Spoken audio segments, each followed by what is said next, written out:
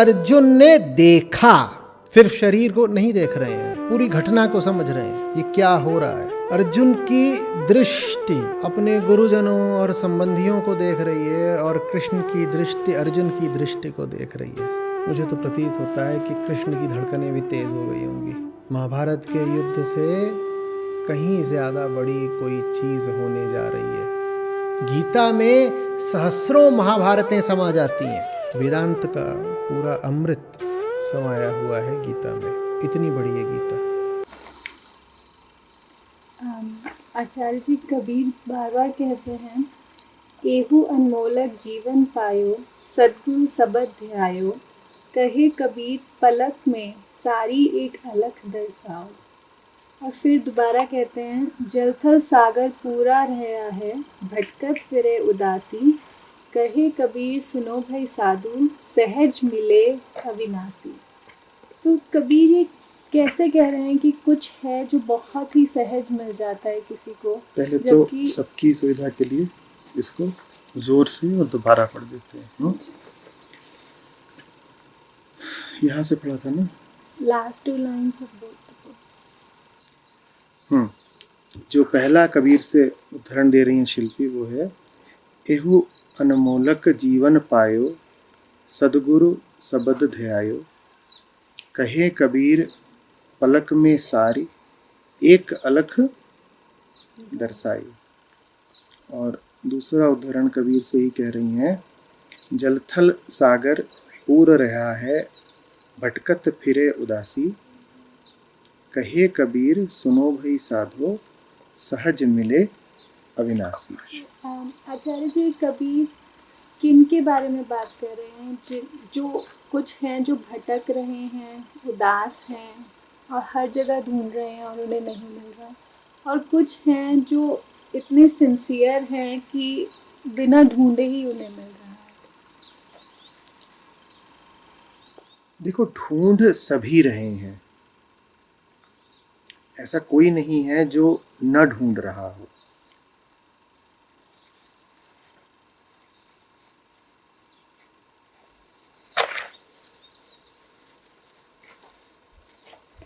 मन से चूक हो जा रही है, उसको चूक बोलें या उसकी विवशता बोलें,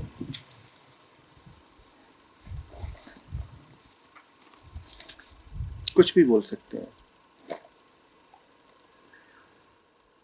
वो ढूंढ तो रहा है, पूरी जान लगा के ढूंढ रहा है, लेकिन वो बेचारा क्या करे। वो वहीं ढूंढ रहा है जहां वो ढूंढ सकता है। और वो कहाँ ढूंढ सकता है? तुम्हारा कुछ खो जाए तो तुम कहाँ ढूंढने निकलोगे? और तुम आखिरी बार या पहली बार या किसी भी बार कहाँ देखते हो? जब भी कुछ देखते हो, कहाँ देखते हो? कहाँ देखते हो? अपना दायरा परिभाषित तो करो। तुम जब भी किसी चीज को देखते हो, छूते हो, सुनते हो, अनुभव करते हो, वो कहाँ पर होता है? बाहर माने कहाँ? इंद्रियों से ही। वो जहां तुम देखते हो उसको कहते हैं मन का आकाश, मन का अपना दायरा, मन का डोमेन। वहां पर ही देखते हो और कहीं नहीं देख सकते। अब मन ढूंढे जा रहा है, ढूंढे जा रहा है, ढूंढे जा रहा है, अपनी पूरी जान लगा कर ढूंढे जा रहा है, पर कहां ढूंढ रहा है? वहीं जहां वो ढूंढ सकता है। ठीक,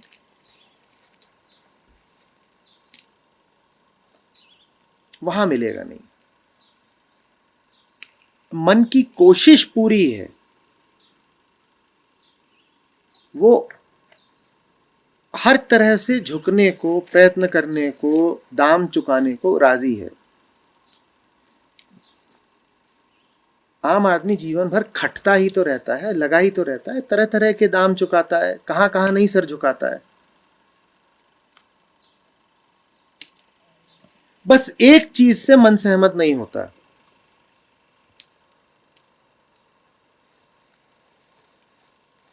किस चीज के लिए? कि वो अपने ढूंढने पर ही शक करने लगे। वो अपनी राह बदलने को तैयार हो जाता है, अपने आप को बदलने को तैयार नहीं होता। उदाहरण समझना, तुम कुछ ढूंढ रहे हो, तुम खुशी ढूंढ रहे हो, कोई आकर तुमसे कहे कि खुशी यहां नहीं मिलेगी, यहां मिलेगी, तुम अपनी राह बदलने को तैयार हो जाओगे ना। और ये बात हर विज्ञापनदाता जानता है, हर दोस्त हितैषी, दुनिया के सब लोग जानते हैं। यहां चले जाओ, यहां कुछ मिल जाएगा, वहां चले जाओ, वहां कुछ मिल जाएगा। और हम उन चीजों के लिए राजी भी हो जाते हैं।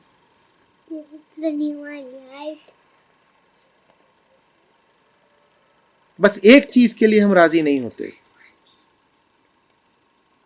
कि इसी बात पर सवाल उठा दें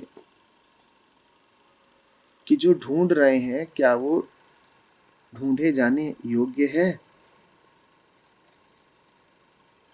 निश्चित रूप से ढूंढे जाने योग्य कुछ होगा, पर क्या हम उसी चीज को ढूंढ रहे हैं या हम ढूंढ कुछ और रहे हैं?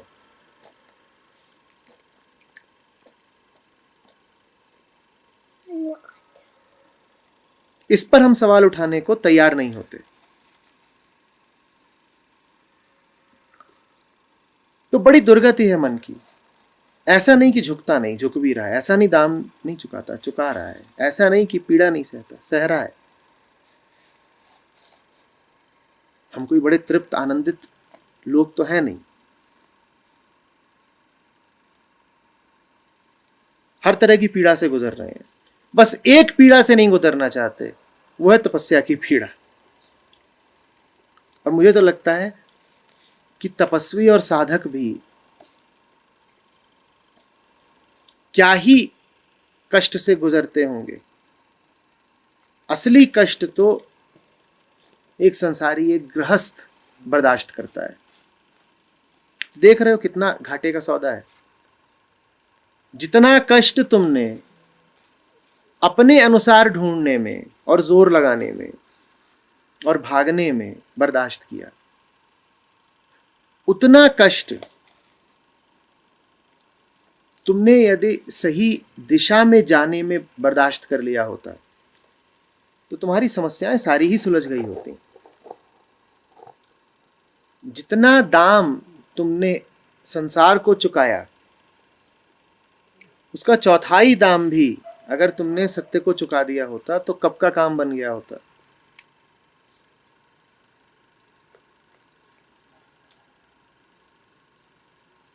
समझ रहे हो? दाम तो चुका ही रहे हो, मन ढूंढ तो रहा ही है।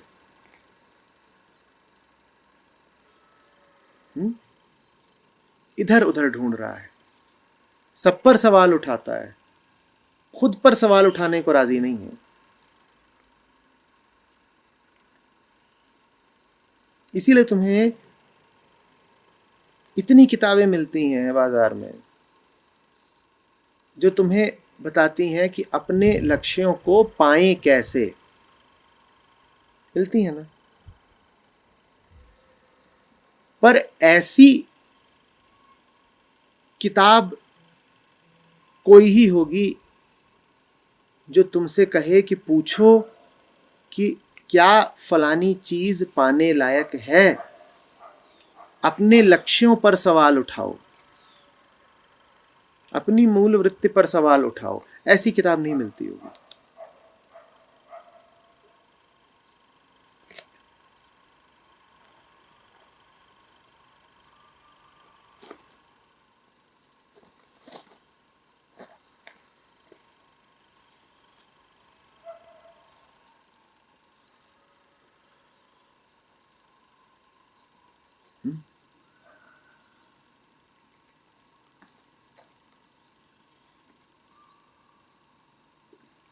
तो लक्ष्य का पीछा करने के लिए हम कुछ भी करेंगे।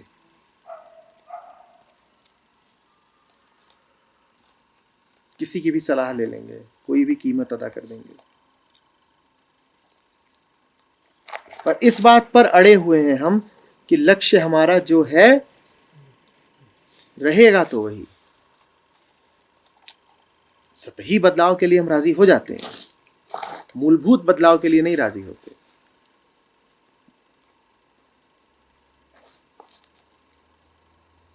समझ रहे हो? गुरु ढूंढने से नहीं मिलता है। ढूंढने से तो दुनिया के सब सामान इत्यादि मिल जाएंगे। ढूंढने से तो वही मिलेगा जिसको तुम ढूंढ रहे हो, और तुम ढूंढ ही गलत चीज को रहे हो, तो गुरु ढूंढने से कैसे मिलेगा? ढूंढने से जो गुरु मिले उसके प्रति तो थोड़े सचेत रहना। गुरु सदा अनपेक्षित रूप से मिलेगा। जहां तुम उम्मीद नहीं कर रहे वहां मिलेगा। और अगर तुमने अपने प्रयत्न से भी ढूंढ लिया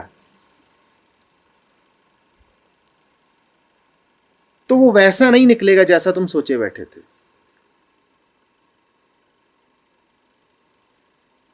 गुरु का मिलना सदा एक चौंकाने वाली घटना होगी।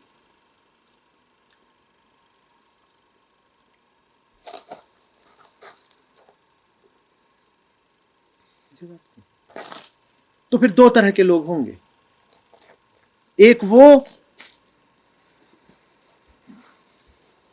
जो चौंकने से, झटका खाने से राजी हो जाए, और दूसरे वो जो कहें कि मुझे तो वही चाहिए जो मैं ढूंढ रहा था, अगर उससे हटकर कुछ मिलेगा तो मैं निराश अनुभव करूंगा।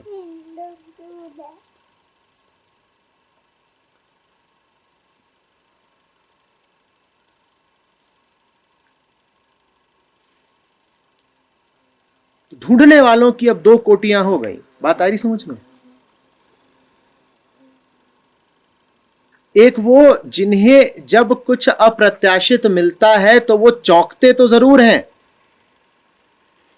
लेकिन चौंकने के बाद नमन भी कर लेते हैं, कहते हैं ठीक है, ये वो नहीं जो मैंने चाहा था, पर जो कुछ मैंने चाहा वो मेरे काम कब आया। तो अब जरा उसके सामने भी झुक कर देख लेते हैं जो अनपेक्षित है, अप्रत्याशित है, अपूर्व है।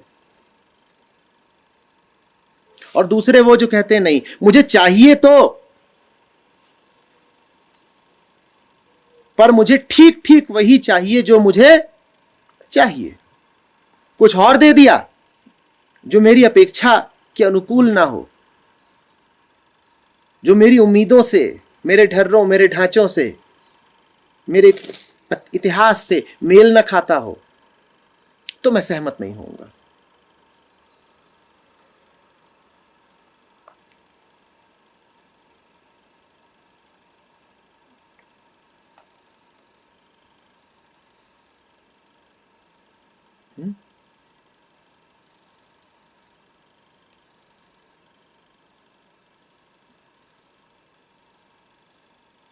अनुकंपा सब पर है, गुरु सबको उपलब्ध है। भेद उसकी ओर से नहीं होता, भेद पाने वाले मन की ओर से होता है। वो लेने को राजी है या नहीं है। और ऐसा नहीं कि हम लेने को राजी हैं, नहीं है, हम लेने को राजी होते,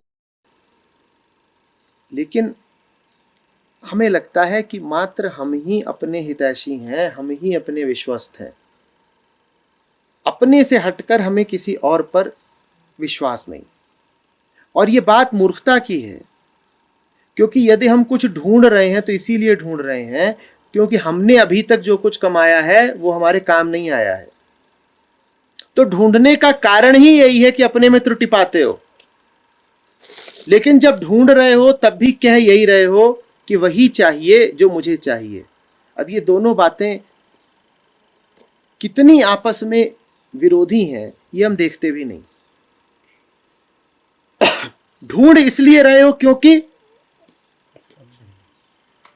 जो तुमने अभी तक कमाया हो तुम्हें पूरा नहीं पड़ा, तुम्हारे लक्ष्य तुम्हारे काम नहीं आए।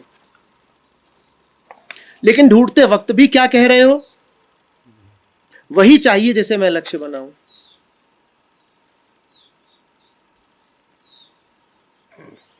जैसे बीमार को अपनी सेहत पे भरोसा हो, जैसे विक्षिप्त को अपनी बुद्धि पे भरोसा हो, जैसे अंधे को अपनी आंख पे भरोसा हो।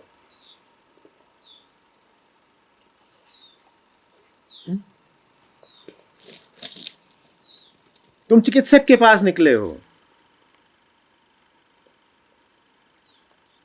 ये कह के कि कुछ दिखाई नहीं पड़ रहा, आंख पे पर्दा सा पड़ा है, बेहोशी है, जाला है, कुछ पता नहीं चल रहा।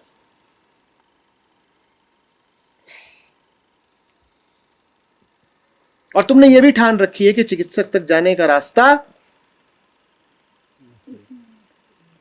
अपनी ही आंखों से देख के तय करोगे। ये भरोसा गलत है, ये भरोसा आत्मघातक है। मत करो अपने पे इतना भरोसा।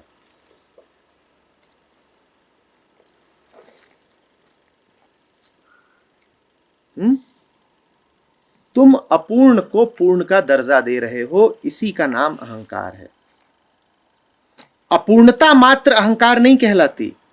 अपूर्णता को यदि अपूर्णता जान लिया तो यह अहंता नहीं है, फिर यह बोध है। अहंकार तब है जब अधूरे को पूरे का सम्मान दे दिया। आप फंसोगे ना।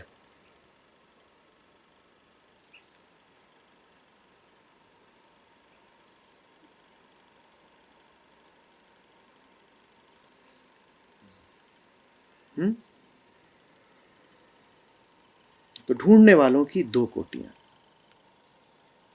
पहली कोटि भी ढूंढती है और दूसरी कोटि भी ढूंढती है। पर पहली कोटि ढूंढने में कहती है मुझे ठीक ठीक वही चाहिए जो मुझे चाहिए, और दूसरी कोटि कहती है इतना ढूंढ रहे हैं, इतना ढूंढने की जरूरत पड़ रही है, मतलब हमारे ढूंढने में ही कोई खामी है। तो अब अगर अपनी उम्मीद से हटके कुछ मिलता है तो आजमा ही लेते हैं ना। अपने मरे तो हम मर भी नहीं पाए, अपने जिए हम जी नहीं पाए, अपने चले हम चल नहीं पाए, तो अपने पाए हम क्या पाएंगे? अपने पाने पर इतना भरोसा ना करें। कुछ यदि यूं ही उतर रहा है जीवन में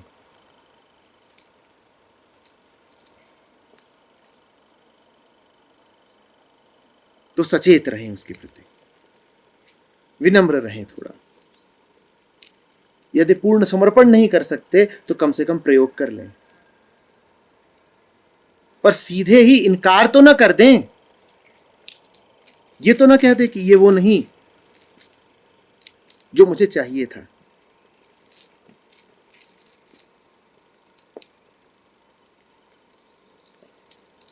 देखो बच्चा है छोटा, उसे क्या चाहिए? क्या चाहिए? पत्थर चाहिए। तुमने क्या अपने मन को बहुत परिपक्व मान रखा है? वो अड़ जाए कि मुझे तो वही चाहिए जो मुझे चाहिए, तो उसके नसीब में क्या रहेंगे? पर बच्चे का ऐसा दुर्भाग्य नहीं, वो बड़ा होगा और समझ जाएगा और आगे बढ़ेगा। दिक्कत बड़ों के साथ है, वो बड़े होने ही नहीं पाते।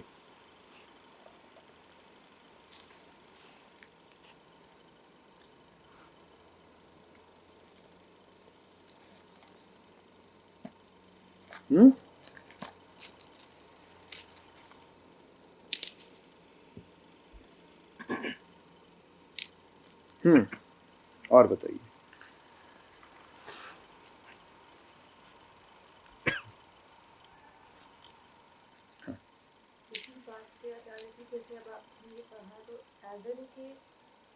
सरेंडर का वो है ना कि मतलब अब जो आ रहा है उसको मैं एक मौका या जितना भी चाहिए दैट आई विल गिव। तो बेसिकली अड़ू नहीं, कम से कम अड़ू मतलब कि माई नहीं मतलब अड़ने का मतलब होता है कि मैंने मार्गरीटा मंगाया था, तो वेजी सरप्राइज नहीं चलेगा।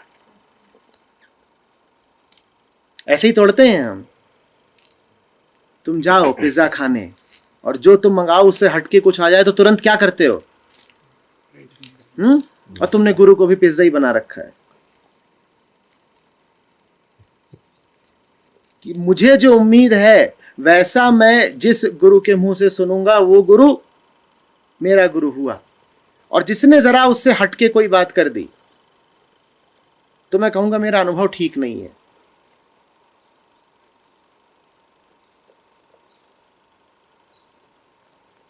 और बात तो लगातार हटके ही होगी। गुरु व्यापारी तो नहीं है, उसका काम दुकान चलाना तो नहीं है ना कि वो तुम्हें खुश करे। उपनिषद इसलिए तो नहीं लिखे गए थे कि तुम उन्हें पढ़ो और कहो ये यही तो चाहिए था।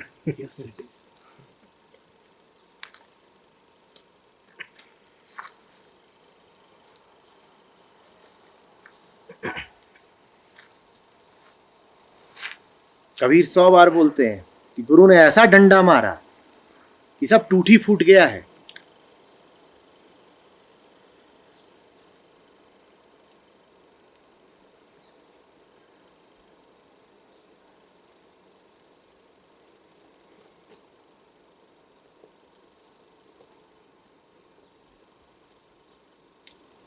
पर हमारी मांग यही रहती है। फिर इसीलिए बहुत सारे गुरु निकल पड़ते हैं बाजार में और वो ठीक वही सब कुछ बोलते हैं जो तुम्हें चाहिए है। अब सुन लो, वो सब सुन करके क्या तुम कभी खुद से आगे निकल पाओगे?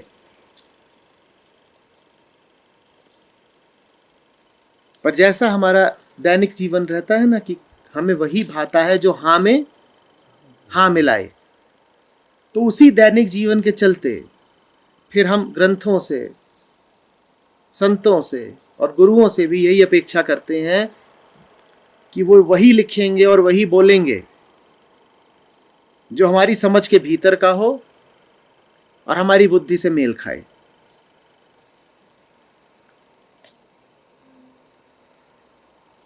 अब छोटू से पूछो कि ये इतने लोग यहाँ बैठे हैं तो यहाँ क्या होना चाहिए, तो उसके अनुसार इन सबको पत्थर पत्थर खेलना चाहिए।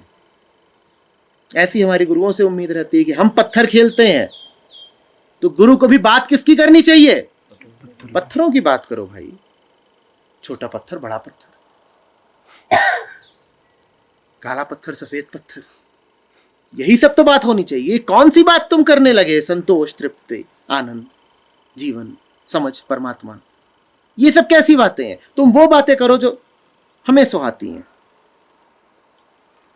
और वो बातें की जा सकती हैं। पर वो बातें अगर कर दी गई तो तुम्हें कोई लाभ होगा?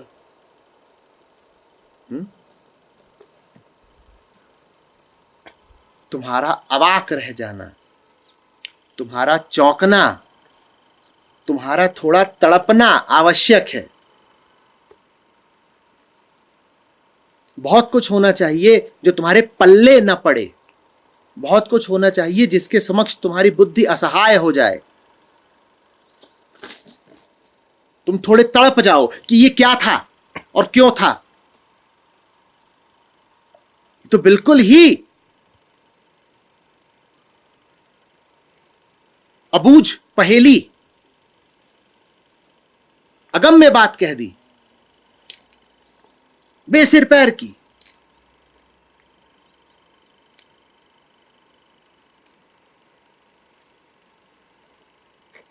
वो होना जरूरी है, तभी तो भीतर के ढांचे टूटेंगे।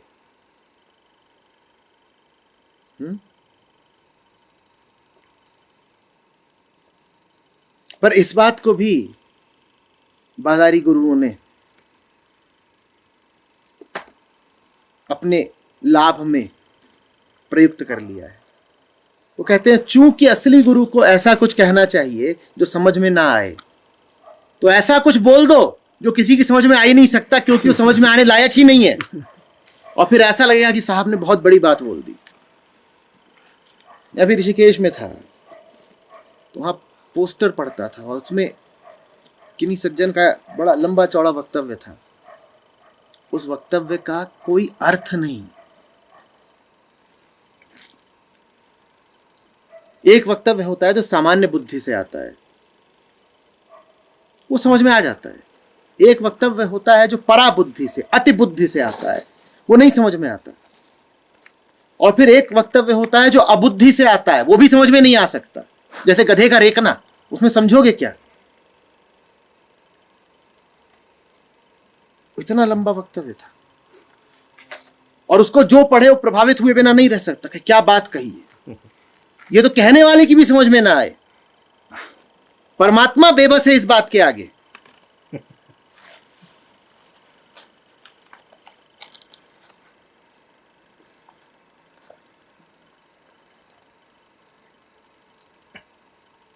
जानते हो खतरनाक बात क्या है?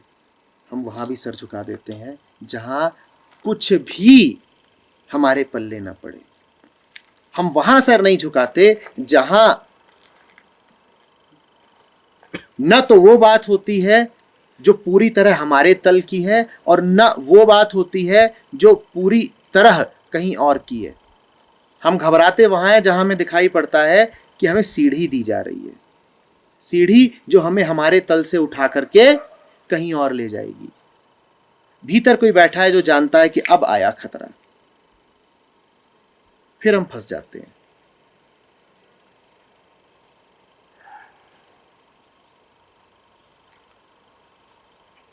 समझ रहे हो बात को?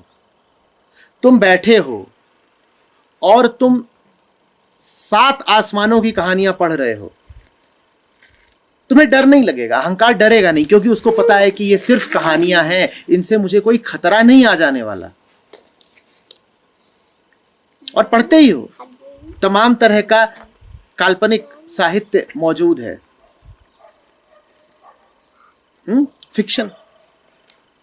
उसमें अहंकार कभी घबराता नहीं कि न जाने कहां की बात है, किस सुदूर देश की बातें हैं, क्या पता ये क्या है। वहां तुम नहीं घबराओगे। घबराओगे तुम तब जब तुम्हें सीढ़ी या पुल दिया जाएगा, क्योंकि अब खतरा सामने है। तुमसे कहा जा रहा है ये सीढ़ी है, इसका एक सिरा तुम्हारे सामने है और दूसरा सिरा तुम्हें कहीं और ले जा रहा है। अगर सिर्फ आकाश की बात हो रही होती तो तुम घबराते नहीं, क्योंकि आकाश आकाश है, होगा कुछ कल्पना में, पढ़ो और मनोरंजन लो। सीढ़ी से घबरा जाते हो। कबीरों का काम है तुम्हें सीढ़ी देना, वहां पे डर जाते हो, क्योंकि अब मुंह कैसे चुराओगे, अब क्या बहाना बनाओगे? तुम्हारे सामने सीढ़ी रख दी गई है, कहा है लो जहां हो वहीं सीढ़ी रख दी गई है, तुम कदम बढ़ाओ। अब कैसे बचोगे? अब आध्यात्मिक साहित्य मनोरंजन नहीं रहा, अब तो करने की बात हो गई। जियो इसको।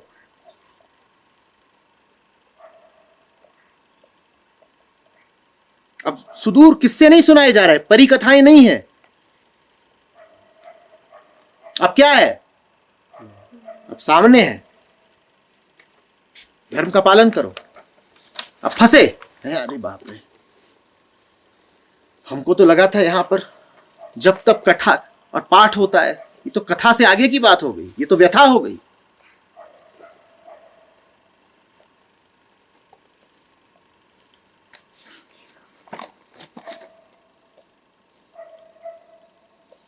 फिर तुम भगते हो, कहते हो नहीं ये गड़बड़ है। तो 2 तरह के लोग फिर तुम्हें ठीक लगते हैं। एक वो जो तुम्हें तुम्हारी ही जमीन पे रखें, और दूसरे वो जो आसमानों की बातें करें।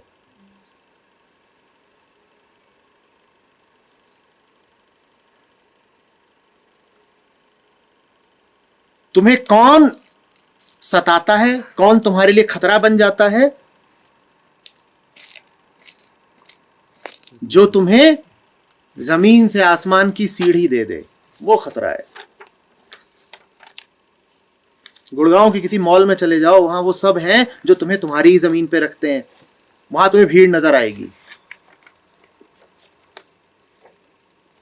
क्योंकि वहां तुम्हें कोई खतरा नहीं, वहां तुम्हें तुम्हारे चिर परिचित दायरे में रखा जा रहा है, तुम सुरक्षित अनुभव करते हो कि तो जानता हूं, हाँ ये दुकान है, हाँ ये मिलता है, हाँ ये मिलता है, हाँ ऐसा है, ठीक, अपने भीतर की बात है। सब पदार्थ, सब भौतिक, सब मानसिक।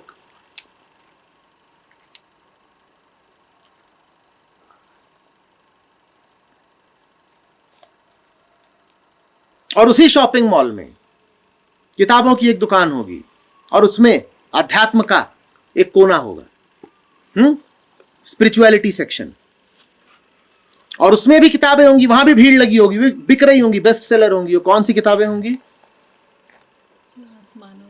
जो आसमानों की बातें करेंगे, ऐसी बातें जिनका जमीन से, हकीकत से कोई लेना ही देना नहीं। हां, पढ़ने में बहुत सुहाती है, परमात्मा का गोल गोल भोला भाला चेहरा, आहा, कल्पना करो, मीठी मीठी बातें, सबसे प्रेम करो, सब पर दया और करुणा रखो, ठीक, ये तो हो ही नहीं सकता, तो अब इसमें कोई खतरा ही नहीं।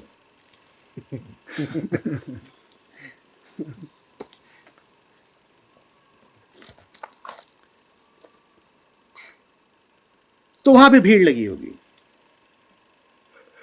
बिल्कुल एकदम पार की बात, परम ब्रह्म से नीचे उतरना ही नहीं है, और ब्रह्म भी नहीं, पार ब्रह्म। ब्रह्म की 7-8 कोटियां होती हैं, जानते नहीं तुम?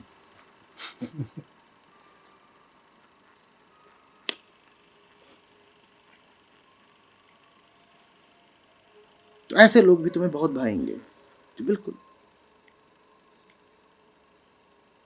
ऐसी बात कर दो जो इतने दूर की है कि वो हमारे रोज के निजी जीवन पर, दिनचर्या पर कोई खतरा ही ना लाती हो। मैं अपनी बेवकूफियां करे जाऊं और मंत्र जपे जाऊं, ऐसा मंत्र दो मुझे, क्योंकि मंत्र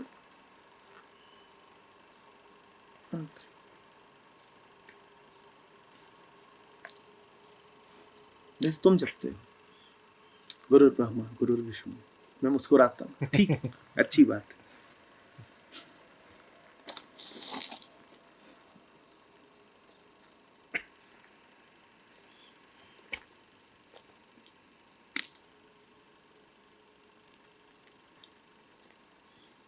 असली गुरु सीढ़ी तो देता ही देता है, वो खतरनाक सीढ़ी देता है, वो ऐसी सीढ़ी है जो बांह पकड़ लेती है। उस सीढ़ी पे तुमने पांव रखा तो फिर उतरना मुश्किल हो जाता है नीचे, फिर ऊपर को ही जाना पड़ता है, उसमें ढलान ऊपर की ओर है। तुम 1-2 पायदान चढ़ लिए, उसके बाद चाहते भी हो कि ये बच्चू फंस गए, वो लच्छेदार बातें करके फंसा गया है, फिर तुम कहते हो उतर के भागो, फिर पाते उतरना मुश्किल है, ढलान ऊपर को है।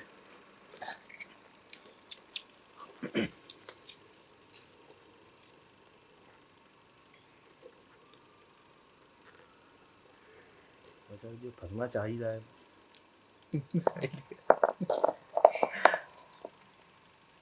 वो फंसना चाहता है, एक हद तक फंसना चाहता है, और गुरु का काम बेहद का है। एक मुकाम आता है जब हर शिष्य कहता है कि इसके आगे नहीं जाना है,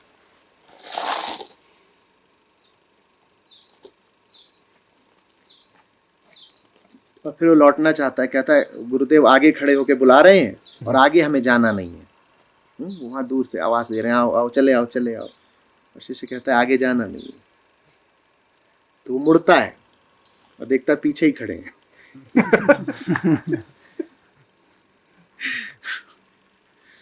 फिर बहुत गालियां देता है, गुरु कहता है दिए जाओ, यही तो गुरु दक्षिणा चाहिए थी, इसके बिना काम कैसे चलेगा। कल मैं तुमको समझा रहा था ना कि गुरु दक्षिणा वो है जो तुम्हें देना चाहिए ताकि तुम उससे मुक्त हो सको, इसी से तो मुक्त होना है। जितना भीतर का विष है सब वमन कर दो। जितनी गालियां तुमने जमाने को दी हैं और अपने आप को दी हैं, तुम एक झटके में गुरु को दे दो, वो पी जाएगा। और किसी को दोगे तो जूते खाओगे।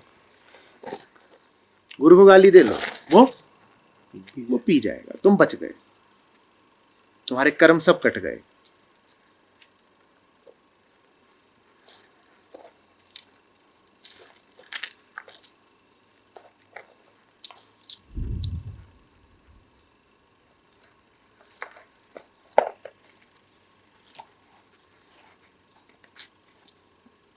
अब देखो ना कैसी मजबूरी है, सारे खतरों से आगाह कर दिया।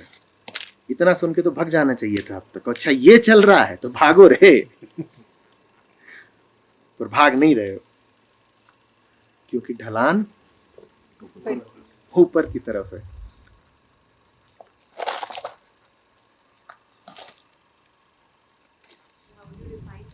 तपस्या से अर्थ है ढर्रों को तोड़ना अपने, तो उसमें गृहस्थ और गृहस्थ से अर्थ है ढर्रों में जीना।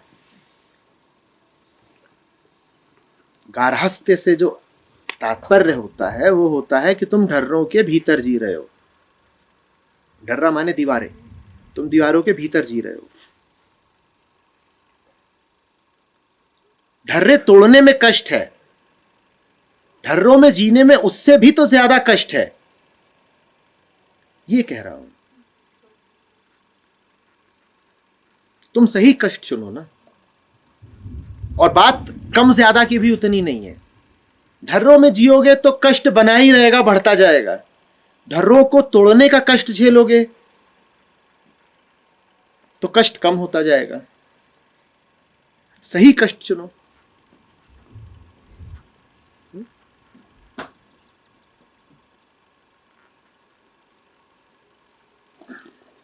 आचार्य जी, ढर्रों को तोड़ने में वो जो बंधन रहता है, और उस समय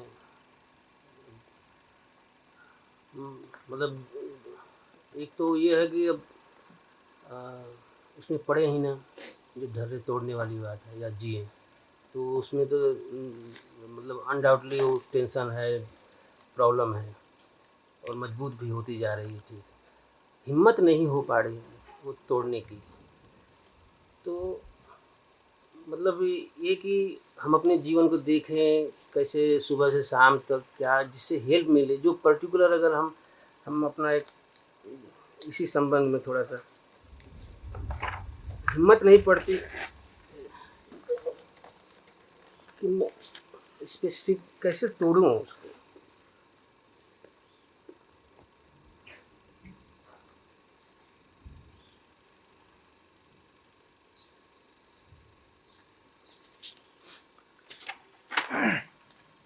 सही संगति की कीमत चुकाओ।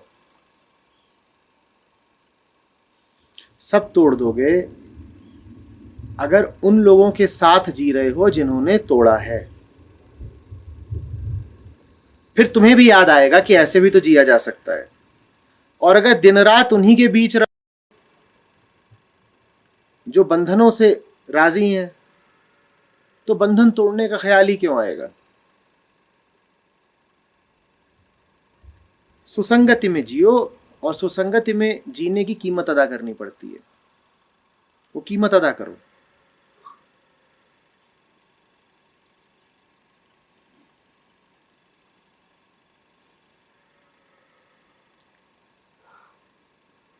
थोड़ा सा अब ये कहिए तो हम पढ़ते हैं थोड़ा सा इस पे, मतलब इस सुसंगति कैसा, वो तो समाज तो वही है। समाज वही क्यों है? जो तुमने चुना है वैसा है। अब जहाँ पैदा हुए, जो माहौल है, सब वहीं रहते हैं जहां पैदा हुए हैं। सब वहीं रहते हैं क्या जहां पैदा हुए हैं? मैं क्या इस कुर्सी पे पैदा हुआ था? वो कहां से आई हैं जो वहां बैठी हैं? से तो जहां होते हो वहीं रह जाते हो क्या, या वहां जाते हो जहां तुम्हें होना चाहिए? वो क्यों आई हैं?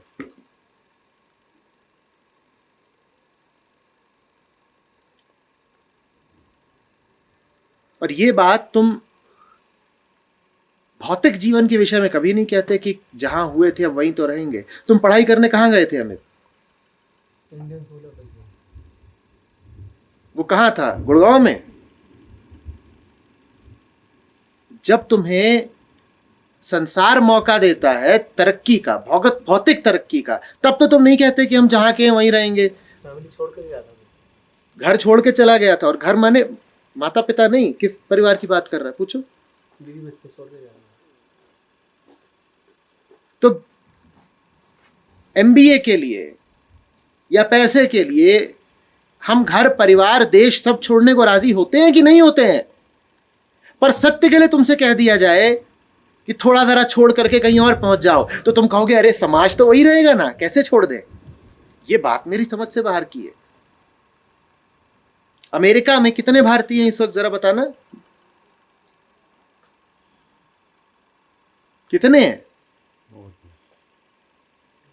मिलियंस में तादाद हो गई है उनकी। अगर मेरा अनुमान सही है तो 30 लाख के आसपास होंगे।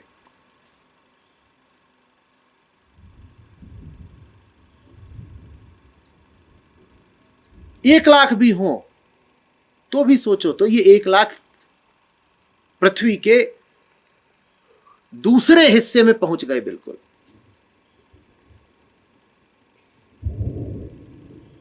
पृथ्वी यदि ऐसी है और भारत यहां है, तो अमेरिका कहां है? बिल्कुल पीछे। भारत से सुरंग खोदो तो अमेरिका में निकलेगी सीधी।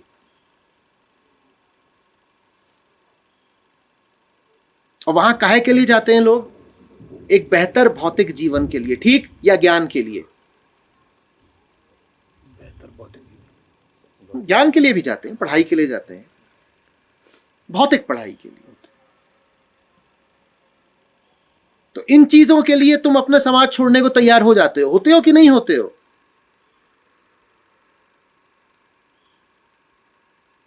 पर सत्य के लिए और शांति के लिए और तृप्ति के लिए तुम कहते हो समाज तो वही रहेगा ना जो है।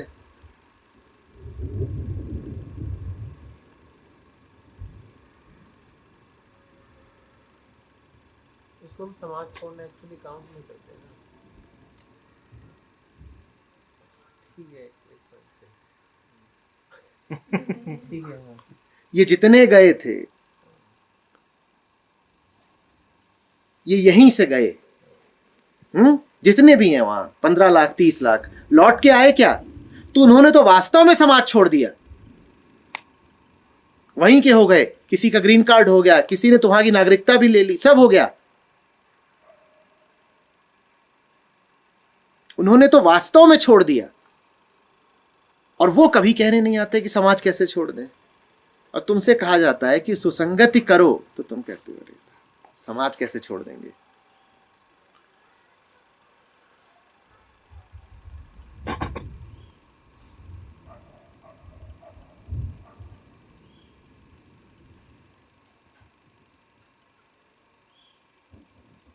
आचार्य जी, सुसंगति में जैसे अब प्रवचन हुए, जहाँ मतलब सत्य की बात हो रही हो वहाँ जाएं और जो बताएं उस रास्ते पे चलें।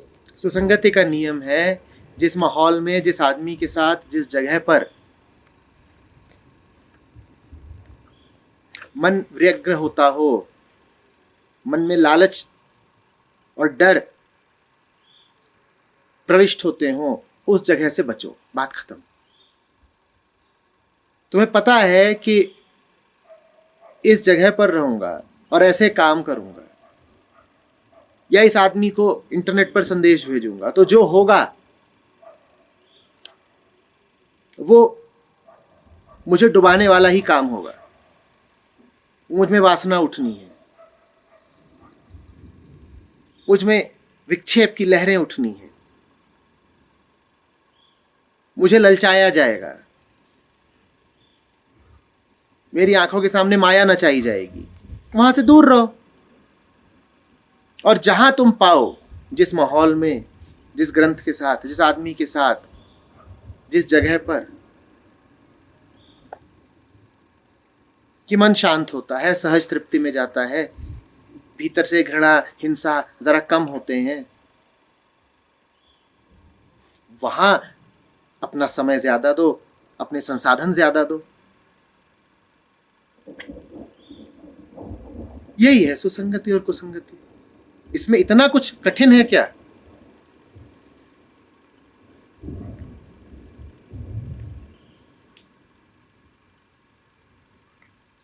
कल तुम लोग कहानी पढ़ रहे थे ना कि शेर भी बकरियों के साथ रहे तो क्या कर रहा है? घास खा रहा है। और क्या बोल रहा है? मैं। तो तुम तो शेर भी नहीं हो, भेड़ ही हो। और भेड़ बकरी के साथ रहे तो क्या ताज्जुब है कि वो बकरी ही हो जाए?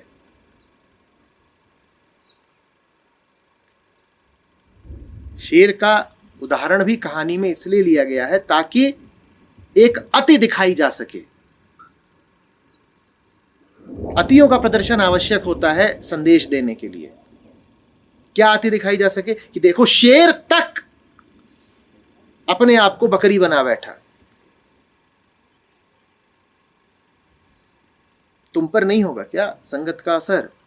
जो कुछ भी बने हुए हो, तुम्हें क्या लग रहा है? तुम्हारी आत्मा वैसी है, तुम्हारी संगत वैसी है। तुम जो भी कुछ बन गए हो वो प्रभावों का ही तो नतीजा है। तुमने कौन सा चुना था ऐसा हो जाना? तुम्हारी सारी कहानी बदल दी जाए, तुम ऐसे ही रहोगे जैसे हो? तो तुम्हारी कहानी का उत्पाद हो तुम।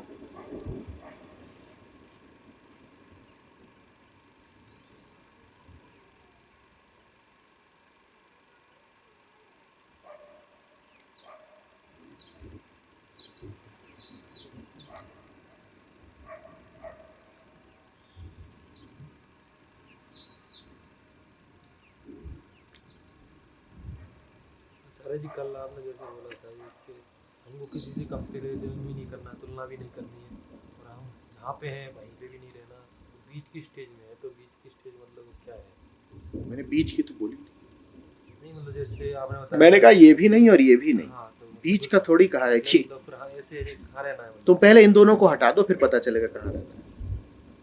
तुम उन दोनों में रहते हुए पूछना चाहते हो इसको भी छोड़ूंगा और उसको भी छोड़ूंगा तो कहाँ जाऊंगा? तुम चतुर खिलाड़ी हो, तुम पहले से ही सब पक्का कर लेना चाहते हो। और चतुर खिलाड़ियों को कुछ नहीं मिलता। जिनमें अज्ञात में कूदने की श्रद्धा होती है उन्हें मिलता है। तुम ये भी छोड़ो, तुम ये भी छोड़ो, वो छोड़ना ही तुम्हें नई जगह ले जाएगा।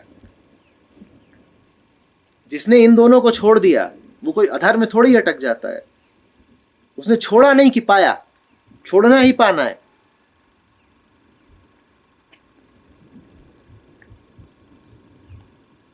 पर तुम डरे हुए हो, तुम कह रहे हो नहीं ऐसा हो गया अगर कि ये भी छोड़ दिया और वो भी छोड़ दिया और कुछ मिला भी नहीं तो हम तो कहीं के नहीं रहेंगे ना, बर्बाद ही हो जाएंगे।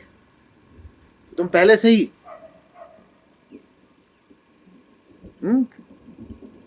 जैसे आम नौकरी पेशा आदमी होता है, जेब में ऑफर लेटर रख के फिर छाती चौड़ी करके जाता है, आज हम आए हैं इस्तीफा देने, वही उसकी जेब में ना हो तो कैसे चलता है वो?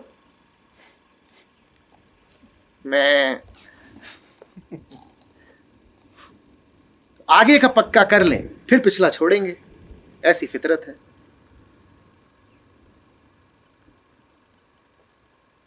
ये अलग बात है कि फिर आगे जो मिलता है वहां पर भी कहानी इस्तीफे पर ही खत्म होती है। ऐसा नहीं कि आगे जन्नत मिल गई है,